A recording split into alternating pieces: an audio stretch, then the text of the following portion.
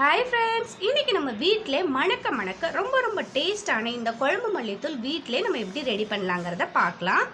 மல்லித்தூள் அரைக்கும் போது எப்போவுமே நீங்கள் நாட்டு மல்லியாக பார்த்து வாங்கிக்கோங்க. அந்த மல்லி தான் தூள் குழம்புக்கு ரொம்பவுமே டேஸ்ட்டாக இருக்கும். அளவுக்கு மல்லி எடுத்திருக்கேன். இதை வெயிலில் நல்லா காய வச்சு எடுத்தாச்சு. கிலோ மல்லிக்கு இந்த பொருள்கள் எல்லாம் எந்தெந்த அளவில் சேர்க்கலாங்கிறத பார்க்கலாம். 200 கிராம் எடுத்துக்கலாம். சோம்பு எடுத்துக்கப்புறம் சோம்பு 100 கிராம் மட்டும் எடுத்துக்கலாம். பருப்பு 200 கிராம் எடுத்துக்கலாம். வெயிலில் காய வச்சு எடுத்துட்டேன். இப்போ அடுப்பில் கடாயை வச்சு நம்ம வச்சிருக்க மல்லியை சேர்த்துடலாம். மல்லியை சேர்த்து வறுத்து எடுத்துக்கலாம். மல்லி ரொம்ப கருகிடக்கூடாது. வாசம் வர வரை வறுத்துக்கங்க.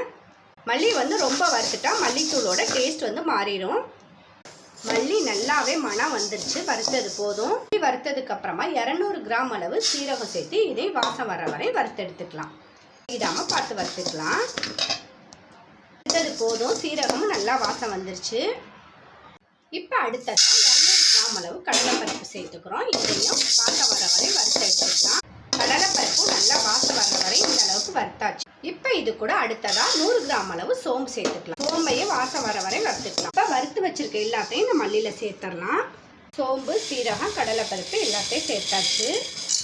மிஷினில் கொடுத்து நம்ம மல்லித்தூள் அரைச்சிக்கலாம். அது மிக்ஸ் பண்ணி மல்லித்தூள் அரைச்சி புளிக்குழம்பு, மீன் குழம்பு, கறி குழம்பு ரொம்ப டேஸ்ட்டாக இருக்கும்.